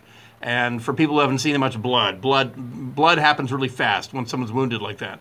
So anyway, OJ's describing it, and I'll play you a little bit of his recounting of what happened here in just a second. And it's not, I don't know. I recognize that this has that prurient tabloid interest. People just don't want to drop the O.J. case, especially here in L.A. when the case split the town into people who could read testimony and see evidence, and people who are on the jury. And there is a almost perfect divide in Los Angeles, especially that amongst whites and Asians and most Hispanics, there is a firm belief that O.J. is guilty. But then initially after the trial, amongst African Americans, there was a majority that believed that O.J. was innocent and was being railroaded. That has generationally flipped now. Now, the majority of African Americans in Los Angeles believe that O.J. did it. And besides writing a book saying, I didn't do it, but if I did, here's what happened. I don't know what other clues you need. But this case continues to fascinate us because now, now he finally made parole off that robbery thing and imprisonment in Las Vegas. So now he's a free man there, and many would say that he was over-sentenced for that anyway. But there is still obviously a lingering grudge against a guy who literally got away with murder because he was found not guilty. And most everyone is almost positive that he did it, though we were not on the jury. If you weren't on the jury, you don't get a say. But then again, where the trial didn't happen where the crime occurred. Where the crime occurred, there's a far higher probability that there would have been a 12-0 verdict for guilty, but it was not. It was the strategy, the strategic move of allowing that trial to get moved to where a different jury pool would be drawn is something that Mayor Garcetti's dad still denies, but it was the strategic mistake that probably lost the trial. We'll be back in just a second. We'll play you a little bit of O.J. describing all that blood from that murder that he didn't commit when we come back. Super Hyperlocal Sunday. Brian Suits in here until 10 p.m. KFI AM 640. More stimulating talk. Michael Chappé with the news. 2 men have been killed for shooting in the Valley Clinic. Yeah, I didn't want to play a minute unedited, but I've got it here, the part we were watching. Yeah. You did audio and then I said it, right? What comes next is O.J.'s hypothetical account of what he says happened on the night of the murders. So, Judith, how did you shape this conversation around the hypothetical? Why hypothetical? He felt that if he could claim that it was hypothetical at this point, he would have deniability with the children. That was what he said. But from my point of view, who would possibly do this, even as a hypothetical, unless they had committed the murders? O.J. Simpson never took the stand at his criminal trial and has never given an interview about his actions on the night of the murders. That is, until now. Listen closely for the next 6 uninterrupted minutes. O.J. puts himself hypothetically I wish I had at this. the scene of the crime. I mean, I don't know how this will sound. Chapter 6. Were you It's called The Night in Huh? Question. YouTube TV. And you write in the book. Now picture this and keep in mind that this is hypothetical. Hypothetical. Why don't you tell me what might have happened on the night of June 12th, 1990? Well, I ain't saying nothing. Let's just walk through the Well, first of all, this is very difficult for me to do this. It was very difficult for me because it's hypothetical. I know and I accept the fact that people are going to feel whatever way they're going to feel. They're going to, whatever they want to feel. In the book, the hypothetical is Charlie. Charlie. This guy Charlie shows up, the guy who I had recently become friends with, and I don't know why he had been by Nicole's house, but it told me you wouldn't believe what's going on over there. And I remember thinking, well, whatever's going on over there's got to stop, right? So we kind of hooked up together, and I'm kind of broad stroking this. We go over, get into Bronco and go over. Let's just go back and do the details. Where did you park? See the detail. You parked in the hypothetical in the alley. park in the alley, and you put on a wool cap and gloves. In hypothetical, I put on cap and gloves. Right. And you reached under the seat for a knife. I always kept a knife in my car for the crazy. You are about to hear O.J. Simpson talk. Did you ever see the actual like uncensored photos of the wounds? Yeah, I saw. Yeah. At Mezzaluna. Yeah. When you get tired, you get irritable. and you write about chipping golf balls into the neighbor's yard. You write Is O.J.'s hypothetical account of what he says happened on the night of the murders. It streams better when it's. How did you shape this conversation around the hypothetical? Why hypothetical?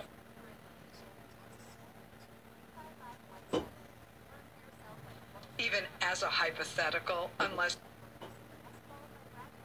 6 uninterrupted minutes.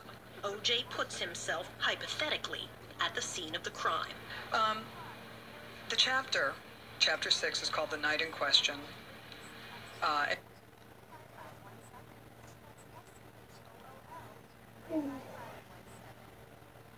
The gun. And I remember Charlie saying, "You ain't bringing that." And I didn't, right? But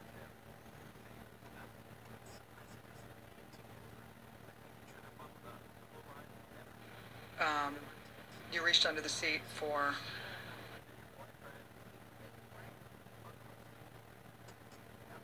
and you put on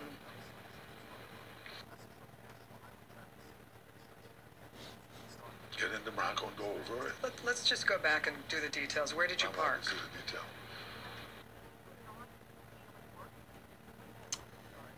Should What's going over there's got to stop, right? I wish I had a way to transfer this. And, why can't you run it off your computer? Can you log into YouTube TV there? Uh, And then just run the stream. whatever they want to do. 5537. I don't know. YouTube. I'm not sure if they let you do that. I should. In the tech to block that? Take tour. Oh, wait, hold the phone.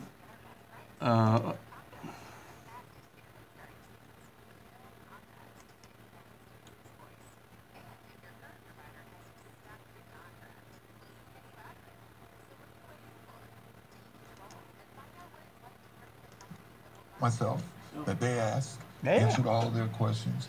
Good thinking that you don't even have goddamn YouTube TV.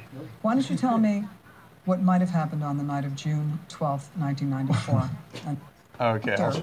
Chapter 6 is called The Night in Question. So who does he say Charlie is? Does he even give him any kind of backstory? Well, Brian said that it's like his hypothetical guy in the back of his mind.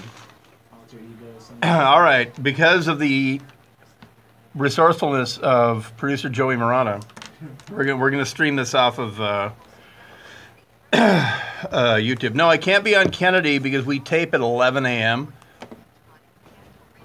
Though I'm not sure. I think they might be doing it live. If they do it live, I might be able to.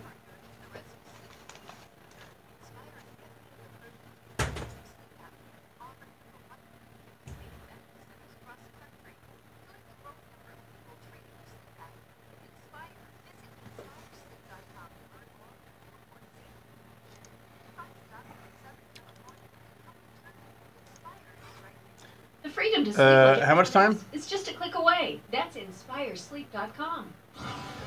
15 seconds.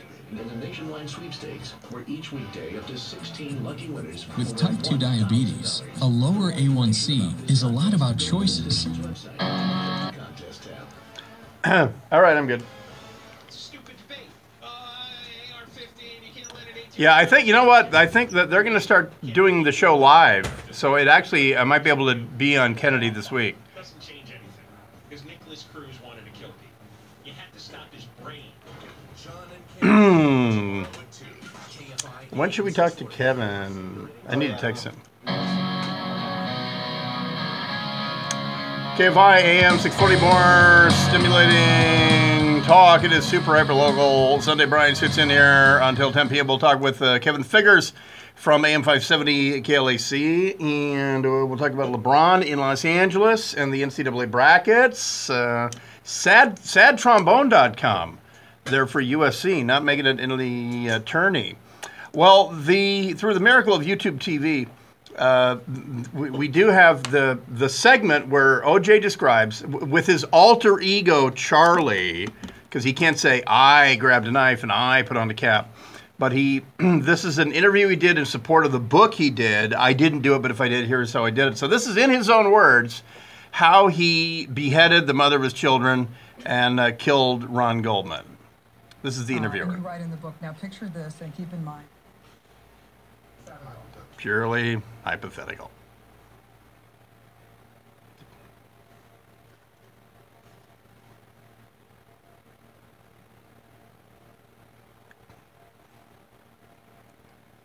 Ah.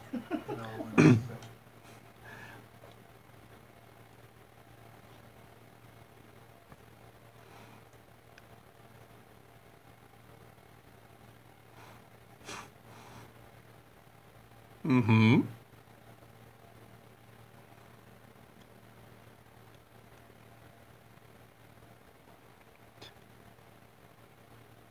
And Charlie is the person he made up. Instead of saying, I did this, that Charlie is his alter ego here.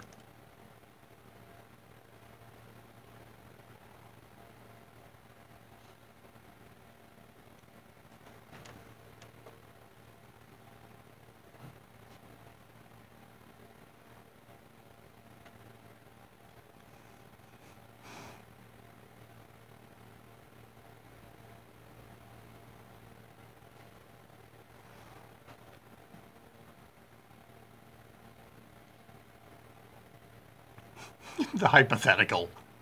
What a psycho. And by the way, he's smirking when he's doing this. He's smirking about the whole fact that he's getting away with admitting to this murder, confessing.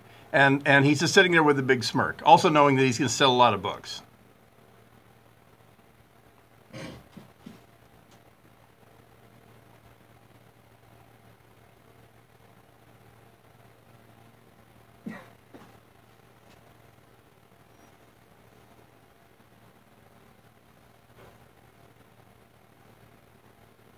Yeah. Because it's a hypothetical.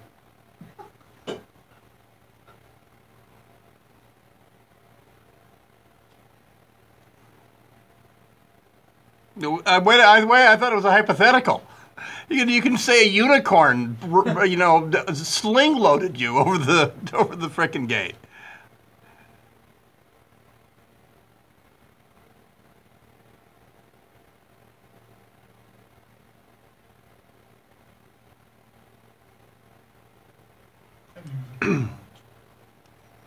I think like Nicole lit candles because Ron Goldman was coming over, I believe.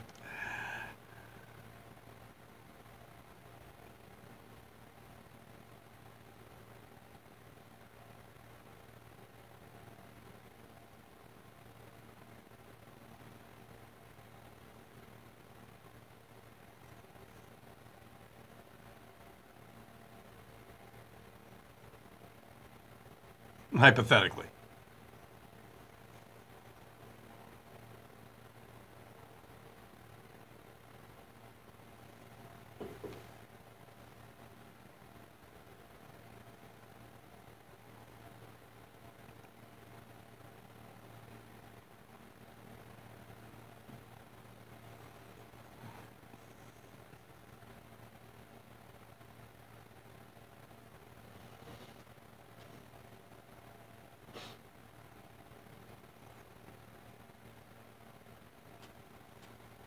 And again, this is video from 2006 in support of his book. This has never been broadcast. Fox had it on tonight. OJ has never, in his own words, except on this interview, described what hypothetically happened, which is a thinly veiled avatar for him confessing how he killed Nicole, nearly beheaded her and killed Ron.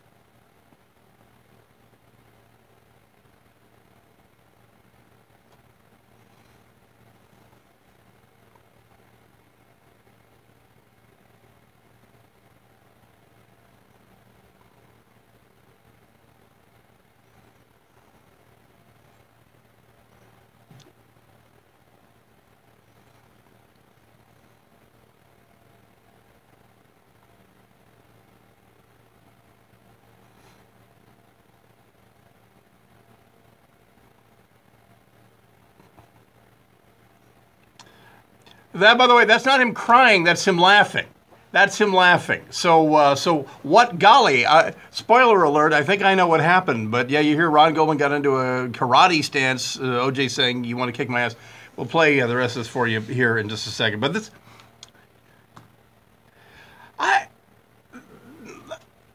I'm not, yeah, I don't know who owned the rights to this video, but for some reason, you know, remember the story broke a month ago that Fox had it. They were going to air it on Sunday, March 11th. And so they're doing it tonight. And in it, you just heard this hypothetical of Charlie handing him the knife. Yeah. Yeah, was the gate broken? I don't remember. I mean, it's hypothetical. How would I know? There was no, I leapt over it because I'm OJ. You know, yeah, so he's falling out of character every once in a while here. We'll play the rest of this here when we come back. OJ's very first video confession, but not really a video confession because he was found not guilty. So this is a free man, not trying to double jeopardy himself. Back right after this, it is Super Hyperlocal Sunday. Brian sits in here until 10 p.m. KFI AM 640. More stimulating talk. Michael Chappé with the news. So do you want to split the next segment with figures and the rest of this, or have figures come on after you do maybe in the 42? Should we, I think I can get out of this early, and then we can do him at, how about, yeah, I'll say 9:50. Figures at 50? Yeah. Okay. 350 the crash. Arizona Republican Senator Jeff Flake says he's not seeking another term because he couldn't get reelected in the Republican Party right now. Somebody who voices reservations about where the president is or criticizes. Yeah, thank you. It's tough to be reelected. Yeah, I got to replay that. There's a lot of blood. And you can even argue there's any sadness in that smile, too. I mean, yeah. You put on a wool cap and gloves. In the hypothetical, I put on cap and gloves. Right. And you reached under the seat for a knife. I always kept a knife in the car for the crazies and stuff because you can't travel with a gun. And I remember Charlie saying, "You ain't bringing that." And I didn't. I don't know if you'll get to it. I'm reading a TMZ article about this, and it says that he also acknowledges dropping a glove on the property, which totally blows up the theory that cops planted the glove. Yeah, he does. He says that in this part. Okay, good. Yes. And it was open or broken or? I don't recall. Okay. I go to the front and I'm looking to see what's going on. And I can see that it appears like Nicole. I saved my battery. Candles all the time. She really did to keep her over about who is this guy, why is he here. I do remember that person taking a knife from Charlie. I just remember Nicole fell and hurt herself. And 2 weeks leading up to this. All right, I'll start it back there again. Hey, I put the battery pack in. Does that make a difference? Yeah, I'll play the shit out of this tomorrow. Oh yeah, and by the way, for the record, I don't care much about OJ either way because he killed her. It's just that this is the first time, in his own words, he's described this. Besides that stupid book. I'll do Immigrant Song.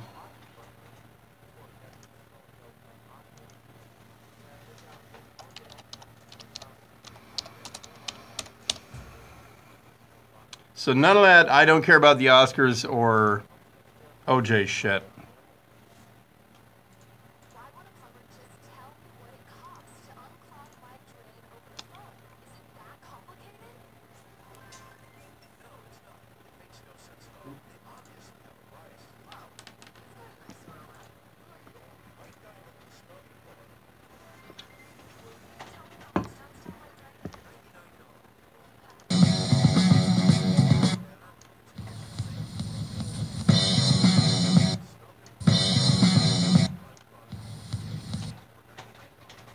All right, I'm queued up.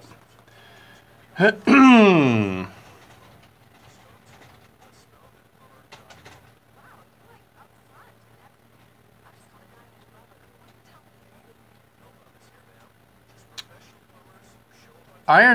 Iron Maiden did some songs about Vikings, didn't they? Someone saying Immigrant Song.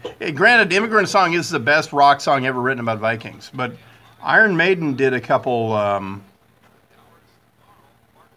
not Run to the Hills, but I forgot. Invaders? I think so. Yeah, Invaders. Off and on all the way through the week, even possibly into Sunday. No, it's Run. I thought it's Run to the Hills, not Run for the Hills.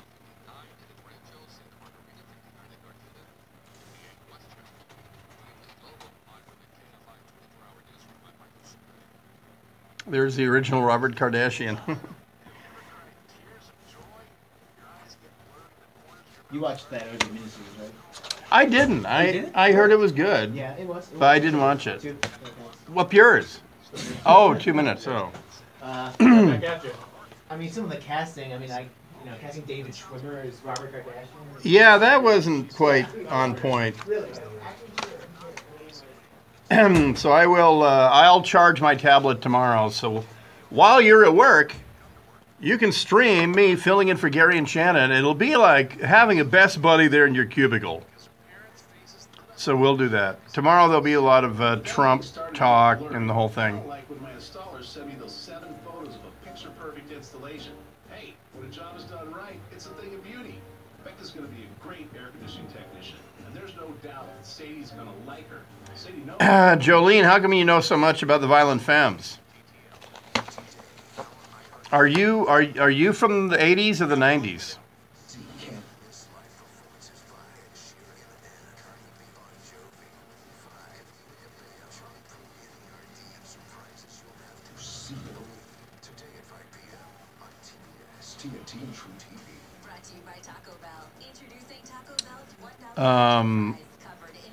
Yeah, I'm not sure. I believe Violent Femmes was the first cassette I ever. No. The first CD I ever bought was Violent Femmes, Blister in the Sun.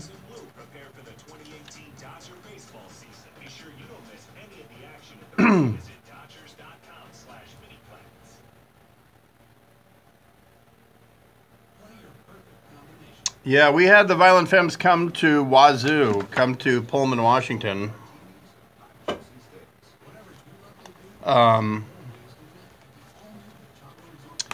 And they opened for, I want to say they opened for like the Thompson Twins or something stupid like that.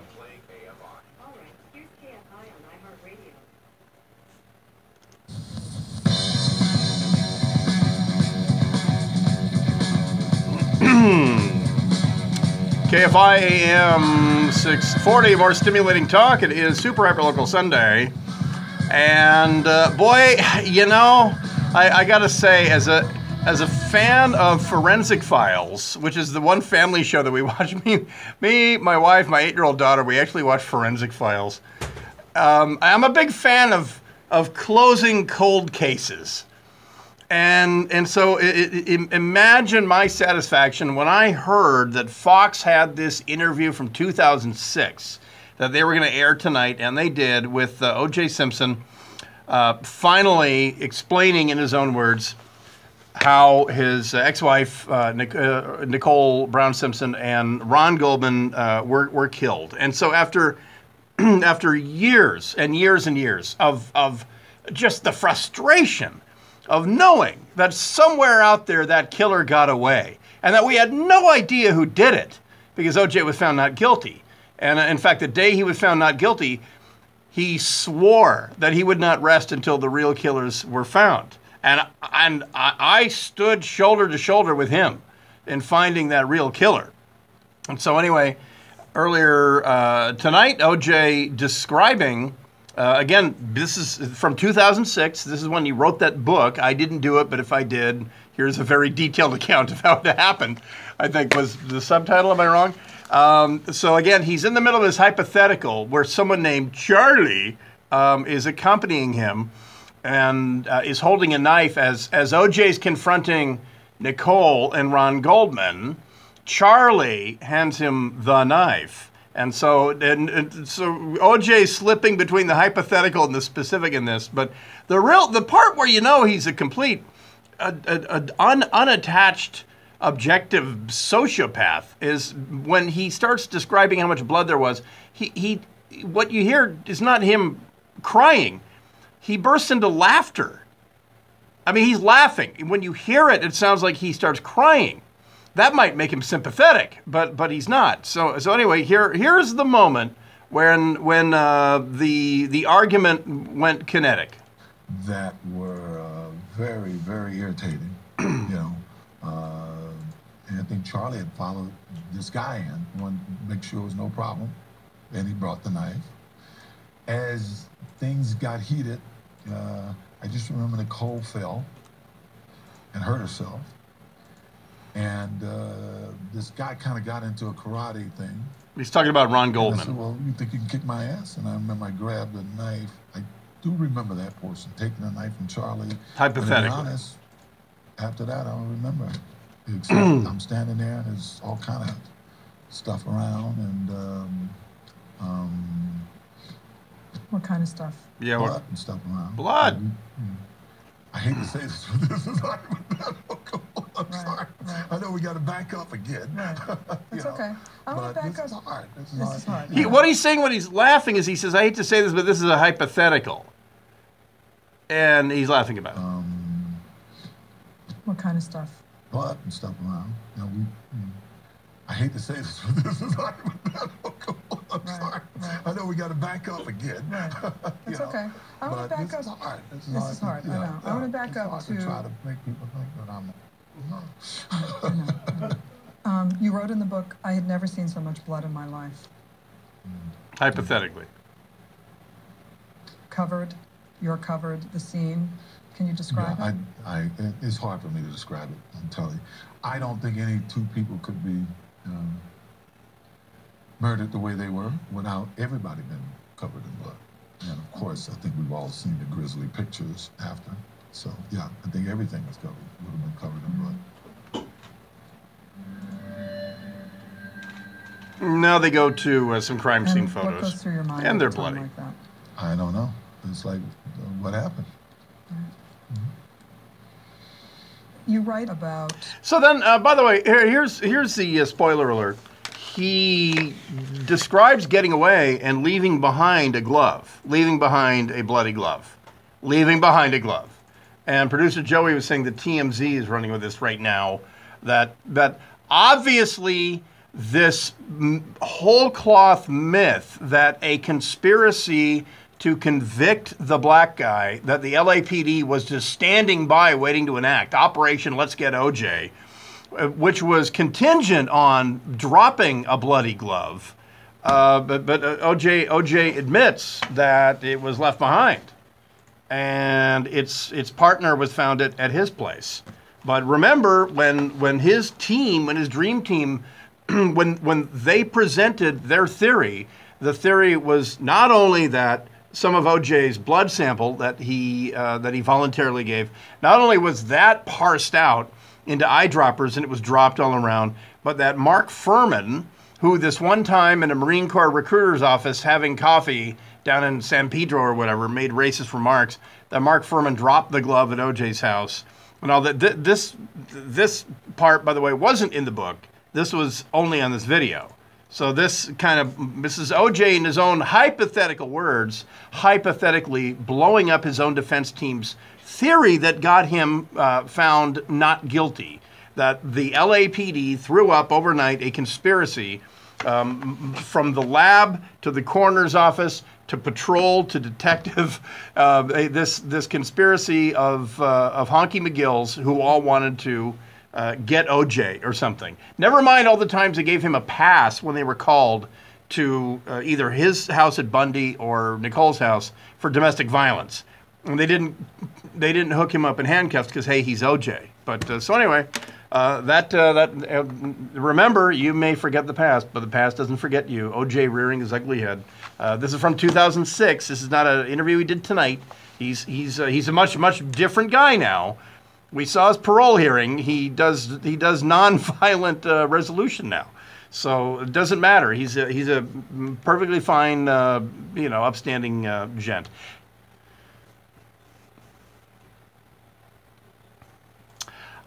He's such a narcissist. I bet he's out.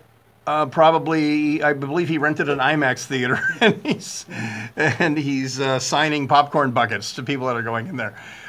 We'll be back. Kevin Figures from AM 570 LA Sports, your home of the Dodgers, will join us and give us some sports talk. LeBron was in town, and the NCAA brackets have been announced. Some local teams are going to be featured real soon. That and more coming up. Super Hyper Local Sunday. Brian Suits in here until 10 p.m. KFI AM 640. More stimulating talk. Michael Chappé with the news.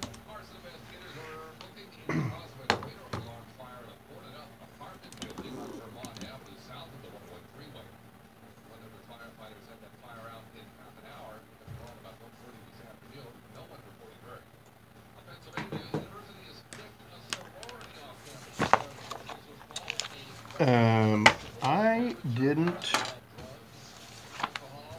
see UCLA. I think they're doing a win and in, a play and in, I believe. Doing what? They're doing that. Do you watch the NCAA tournament? I don't know, actually. They started a new thing. It's it is 64 teams, but 2 of them are the result of 4 teams playing each other to get in. Yeah. And it's kind of cool. They do it on Wednesday. It's called the Win and In, and they're on the bubble, and that's why I like the tournaments, because you have to have the best game of your life every day, 6 times or whatever. Mm-hmm. Yeah, so they didn't make something. Yeah. No, I'm Gary and Shannon Monday through Wednesday, so we are projecting Apollo 13 will splash down on Thursday. Here in the big chair, that Handel is at home. he's resting up. We're forcing him to rest, and that he can be back by Thursday. So we'll see. We are not sure, but we are committing to Gary and Shannon Monday through Wednesday, and me Monday through Wednesday. So that's cool. I like 10 to 2, and I like doing a day part. So, Lauren went with Dr. Drew to the Greg Gutfeld show, which is odd because Drew is a headline news guy. Drew is a CNN dude. So I don't know. I was in a captain. I left as in a captain slot, and I might go back in as a captain. But I left as a first lieutenant. I might go back in as a warrant officer because no one fucks with you. Because if I don't feel like going in as a captain and being a battery commander right now.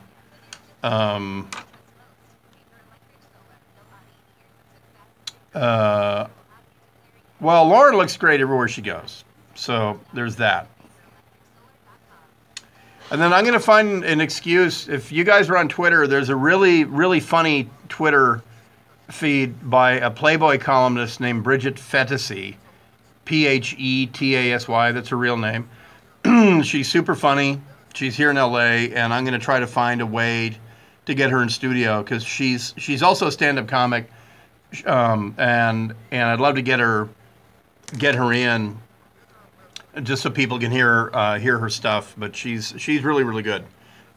She cracks me up on Twitter, and I maintain that if you can, speak in 140 characters, that you'd probably be pretty good, at comedy or in radio.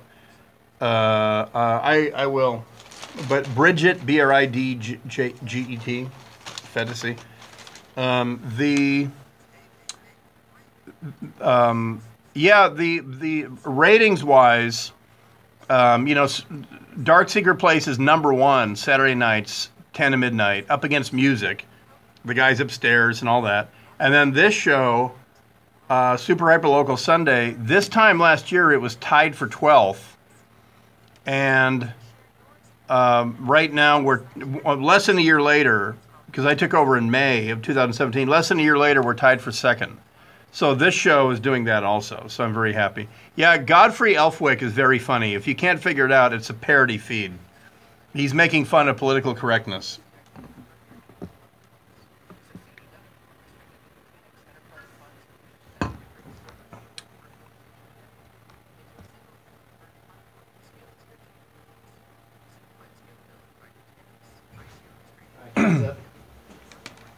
Okay. Let me see. NCAA. Yeah, I ordered it, hat. How much time? It's taken care of because Oh. I handled my favorite hat. I received an order from Granger Hat. I look my best in that one. Granger's got the products I need and gets me them when I need them, no matter what hat I'm wearing that day. You know what? I love Granger. You know why? Because Granger's got my back. Call clickgranger.com or stop by. Granger, for the ones who get it done. This is Smart Hacks for your smart speakers. I'm Stacey Walter. Did you know that Alexa say now? Hold it back, don't let me anything at my name. You both sit back until one of you falls asleep. Once upon a time, All right, I'm queued up. connect you to your favorite live radio stations with iHeartRadio. Tell Alexa to play your favorite iHeartRadio station like this. Alexa, play iHeart 80s. Playing iHeart 80s on iHeartRadio. iHeartRadio has all your favorite music and radio on your smart speaker. This has been Smart Hacks for your smart speakers. Oh, this is one of those guys that smells like a whiff of Prop 47, Yeah, 57, 8109. He's not violent. Come on, this Let's is never let going him to happen. out. Let's have feelings with him. Let's all just gather around and lay hands and have feelings on this guy while he tries to run over a cop with his car. Gary and Shannon, tomorrow morning at 10, KFI AM 640. More stimulating talk. They call me hell. They call me Stacey. I almost fucked that up. They call me Jane. That's not my name. That's not my name. That's not my name. KFI AM 640, more stimulating talk. It is Super Hyper Local Sunday. Brian Suits here until 10 p.m. Then tomorrow I'll be back at 10 a.m. filling in for Gary and Shannon. They are covering for Bill Handel, who will be back in mere days. Well, this heavy hip-hop urban beat can only tell you one thing. That is at AM 570 LA Sports, Kevin Figures joins us with his favorite group, the Ting Tings. Who knew? Thanks for that heads up. That's a great song.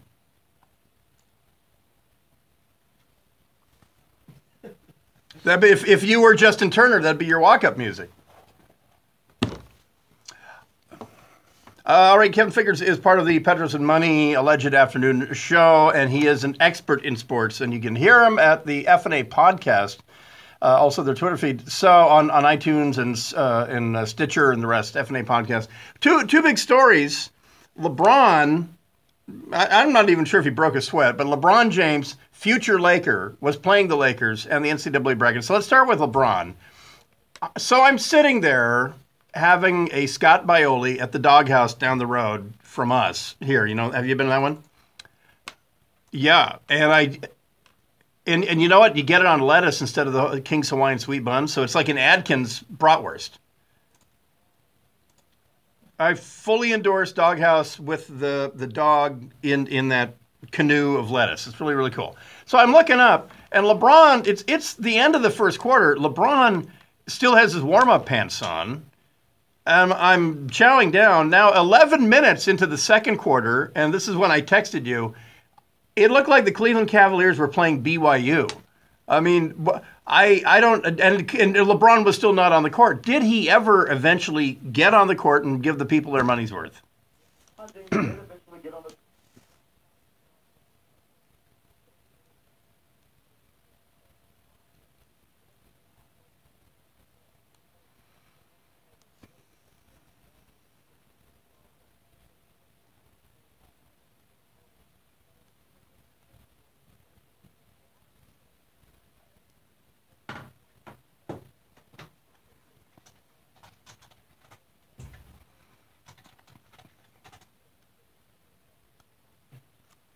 Oh, spoiler alert. Who did the Lakers win?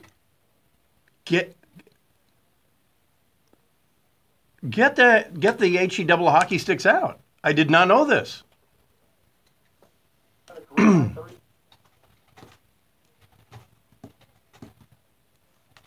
Yeah.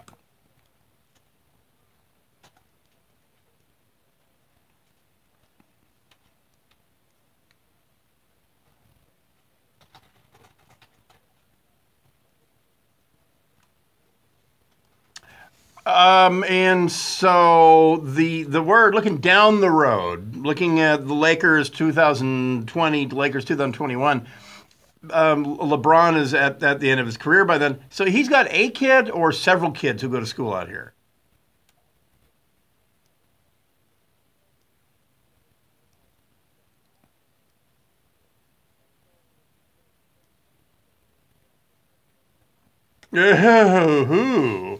And so obviously he's making moves to end his career out here where we do TV and movies, which is smart. It's genius.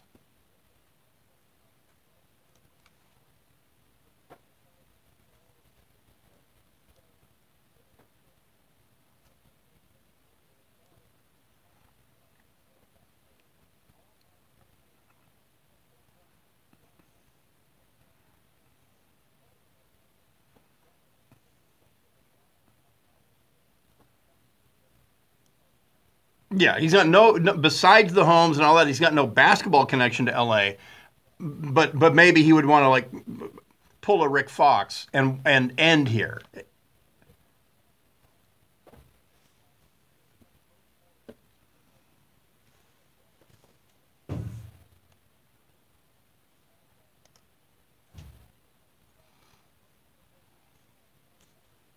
And for a lot of guys.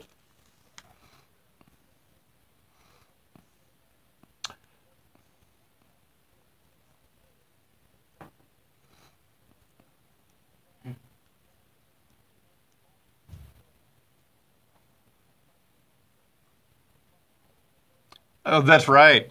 That's right.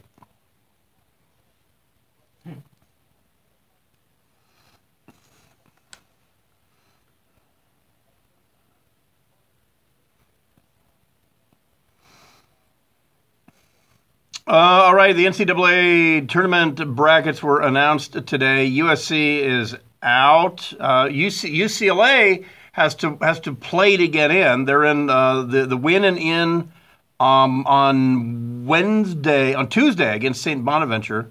Tuesday, yeah. And then Arizona State, who started off red hot, they're going to win and in against Syracuse on Wednesday. But meanwhile, we've got Cal State Fullerton, we got San Diego State. We got Arizona, who's legit, but what the hell's wrong with the West Coast?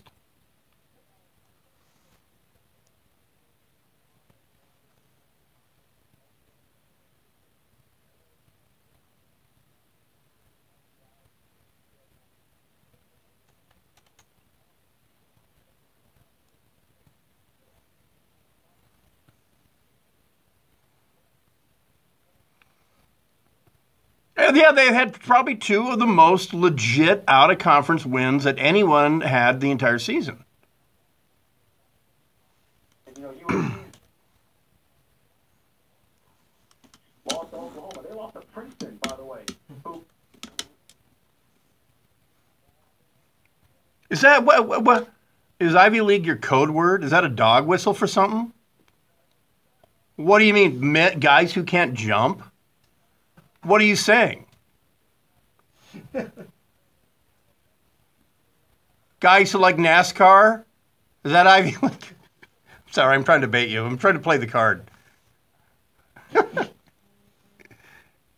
Yeah.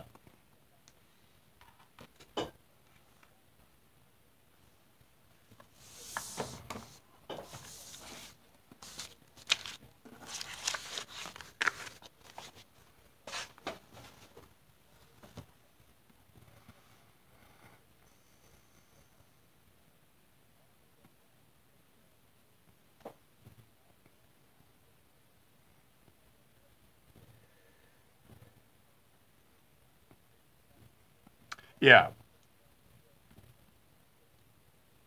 But I mean, like, besides Montana, that's a weird thing to me, is the center of gravity of this year's bracket is like in Tennessee. There's less than 10 West Coast teams. So that bumps me out.